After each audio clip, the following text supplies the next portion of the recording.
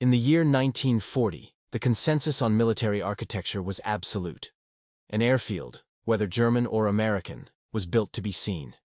It was an industrial fact, a declaration of power defined by wide, concrete aprons, regimented hangars, and geometric precision. Critics argued that attempting to hide such a massive footprint, often spanning 400 to 600 acres, was futile. An installation like Royal Air Force Sudbury, which opened in 1944, was an industrial scar, boasting 3 concrete runways reaching 1,825 meters and 50 hardstands. From 30,000 feet, such a thing could not be concealed. But the British Air Ministry possessed a different, more cunning philosophy, one formalized back in 1938. They were not seeking the impossible goal of invisibility. Their strategy, based on a 1935 report, aimed for something far more attainable: doubt. They wagered that if they could confuse a Luftwaffe photo interpreter or delay a bomber pilot's recognition for just 30 seconds, that fleeting moment of hesitation could scatter an entire raid, turning a precise strike into a panicked, ineffective drop. The key to creating this doubt was the British landscape itself. 1939 reconnaissance photos showed analysts in Berlin exactly what they expected to see: a quilted mosaic of pasture, tilled earth, and woodland. The countryside was a chaotic patchwork of irregular plots, most averaging less than 100 acres, divided by ancient hedgerows. The British plan was simple: make their new, massive airfields mimic this ancient agricultural chaos. At first, the implementation was artistic. At Royal Air Force Stratton, opened in 1940, Camouflage painted imitation lanes that snaked diagonally across tarmac. At Royal Air Force Yeadon, photographed on July 27, 1940, false hedge lines were painted directly onto the concrete to shatter its geometric uniformity. But the true masterstroke was biological, not just paint. This new strategy was driven by a second existential threat: starvation. Britain imported 70% of its food, including 90% of its cereals and fats. German U-boats were strangling its supply lines. The government's desperate Plough Up campaign, which saw 4 million acres converted to farmland between 1939 and 1941, was now extended to the military.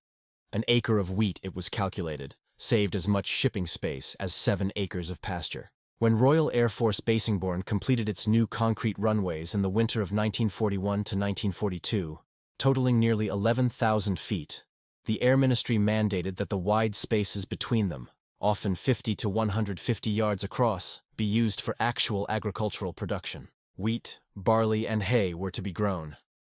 This wasn't just camouflage, it was cultivation. This dual-purpose strategy brilliantly exploited human psychology. Luftwaffe photo interpreters were trained to find specific man-made signatures: the hard lines of runways, the distinct shadows of hangars, the circular patterns of hardstands. They were not trained to analyze crop rotation. The genuine agriculture provided a visual complexity that paint never could. A wheat field photographed pale gold, while young barley showed a darker green and freshly turned earth a deep brown. This tonal variation looked perfectly natural from altitude. More importantly, the deception was temporally consistent. A painted decoy might fade, but a wheat field photographed in May would show the authentic progression to harvest gold when photographed again in July. It behaved exactly as a farm should. The results were profound. On September 7, 1940, a Luftwaffe reconnaissance aircraft flew over Royal Air Force Basingbourne at 25,000 feet. When the Prince reached the analysis unit at Zossen, the analysts frowned.